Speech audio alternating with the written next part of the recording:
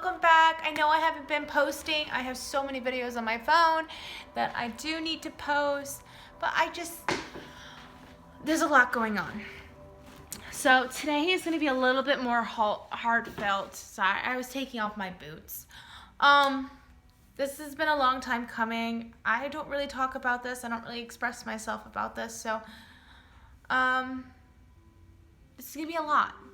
So we're pretty much just going to jump into it. So back in April of last year, my mother was diagnosed with lung cancer. They found a tumor in her lung after she was admitted to the hospital because of chest pains. She had refused her chemotherapy and radiation treatments until to the point that the cancer had spread to her brain and there were tumors in her brain. Then the doctors forced her onto radiation. And from that point, she started declining. And it got to the point where she was so sick that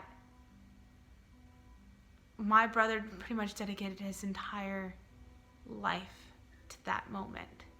He was already dedicating a lot to her. He dedicated a lot to me and my brother. He was pretty much my father figure. And for her, it was pretty much the same thing. So for several months, as she started declining, we were there bathing her and taking care of her, changing her, just making sure that she knew that she was still loved and she was appreciated and she wasn't a burden. My career had just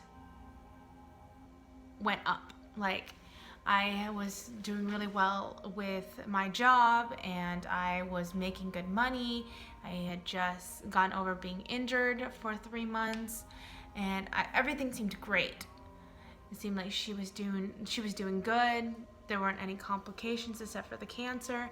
The cancer tumors had been shrinking, but she was still in stage 4 and she was still terminal. But they kept changing the times that she was expected to live. And it was just to the point where we didn't know what to expect with the cancer. And November came and she started declining more and more. And then she passed away. I was actually on my way to a meeting in Clearwater when I got the phone call. I was at the light that actually led to her home. My brother had called me and told me to come to his house.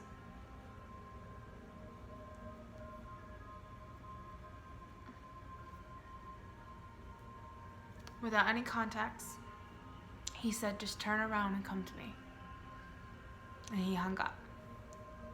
So I'm driving to her house, which isn't very far from the main road. It's a couple blocks. And all I can play in my head is maybe she got hurt. Maybe she fell out of her bed. Maybe she needs to be changed. Maybe she needs to be washed. Maybe it was just something minor that he needed help with. And when I pulled up to her street and took that one turn, and her house was right, the first house, it hit me. There's just cars just erratically parked in the driveway and in the yard. And I just knew from that moment that she was gone. And I pulled my car over on the side and I just kept screaming no inside my head that this couldn't be it. And my feet felt so heavy and I just couldn't breathe and I just wanted this to just be a dream. And I walked up to the house and I felt like I was walking in slow motion, like the world had stopped and this was just one moment. And he came outside and he looked at me and I was like, where is she? He's like, she's inside the house. I'm like, is she gone? And he's like, yeah.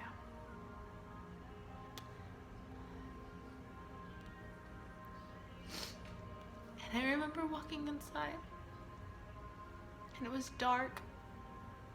There was a nurse sitting on the couch crying. And I turned to my mom's bed, which was in the living room. My sister was sitting next to her, holding her hand. And that image is still burned into my brain. Oh, what a horrible fucking image it was of just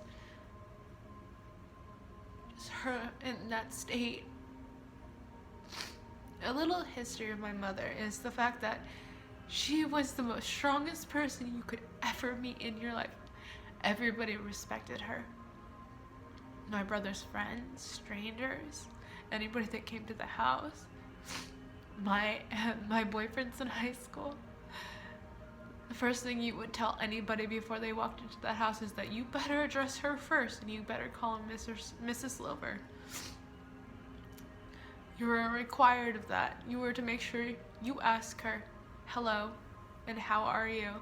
And make sure you say goodbye before you leave and thank her for her hospitality. She was so strong-willed. There was nothing that she could do. There was nothing she couldn't do at all.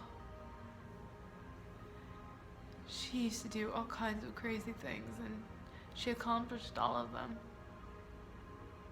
It's unbelievable the type of person she was. Honestly, if it wasn't for her, I wouldn't be as strong as I am today.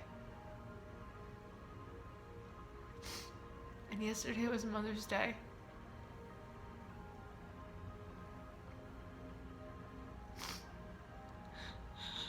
It was my first Mother's Day without her.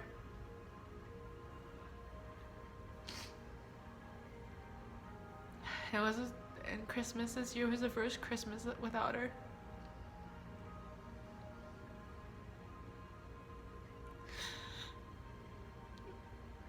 And next, and her birthday will be the first birthday without her, and there will be nobody to call.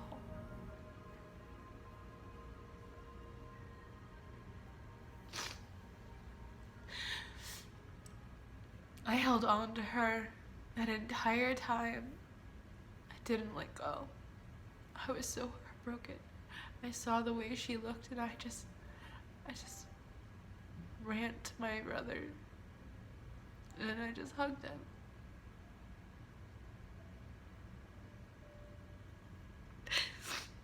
And then I ran outside, and I just cried silently to myself.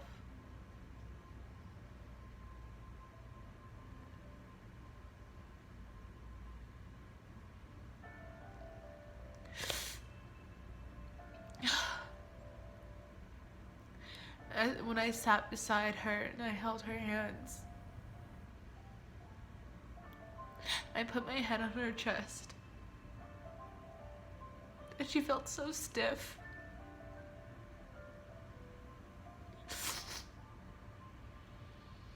It had only been like 40 minutes since she had passed. Her hands were still clammy, and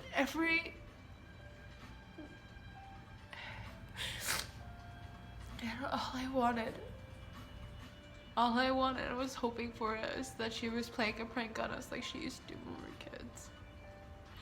She was always harsh about her pranks, but God, I just wish that she would have just touched my hair for the last one more time. That she would have lifted her hand and put it on my head and told me everything was gonna be okay.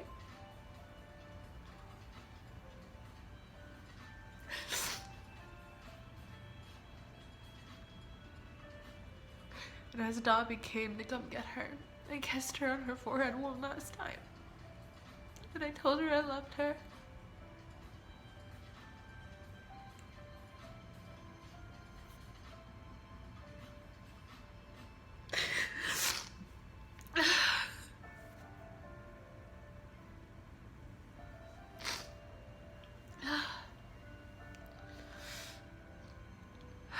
Nothing's been the same since.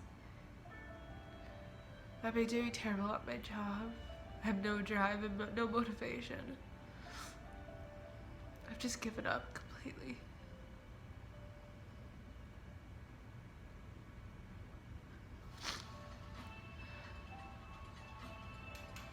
I just don't know what to do.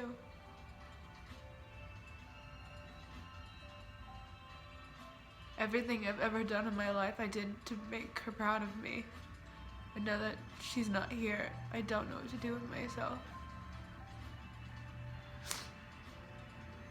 Literally everything I've ever done and accomplished was because I wanted her to be proud. And now I need to be proud for myself, and I don't know how. I don't. Yeah, I'm so confused. I've never been so confused in my life.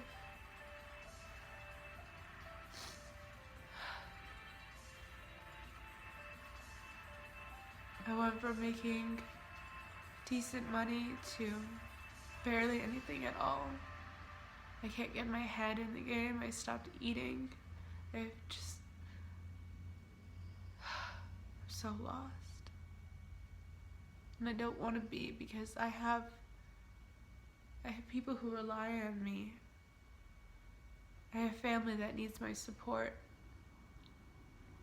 But how am I supposed to be supportive and there for people if I can't even be there for myself? It's sad.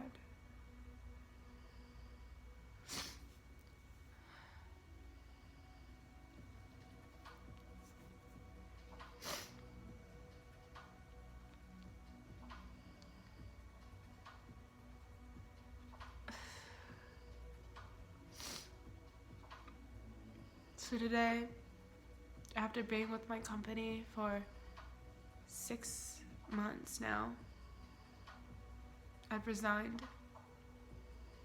because I know that I'm not where I used to be, and I can't continue to work my job anymore because my head is just not with me and my emotions keep getting the better of me. I was sick for an entire week, and it was the first time of being sick without my mother being there to take care of me. There has not been a time in my life where she wasn't there. Even if she didn't have gas in her car, she would make her way to be there for me.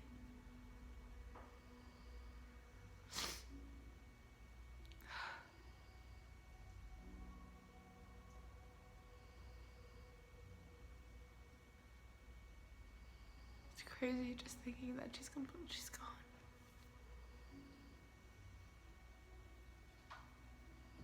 I'll never be able to hold her hand again. I'll never be able to take her out to lunch again.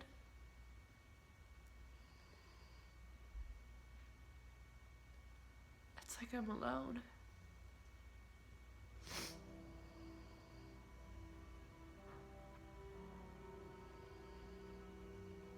I guess the moral of this is, to all those who's lost their mother, may have been 3 months, 6 months, a year, 10 years ago. Just know that no matter what, they loved you. No matter how hard the times were, no matter how many fights you got into, how many screaming matches, how many I hate yous and I love yous, no matter what, they loved you. And if your parent is still alive now, if your mother is still with you, love her and cherish her all you can. Because one day, you won't be able to. I love you guys, and I hope you have a wonderful day. With much love and much blessings.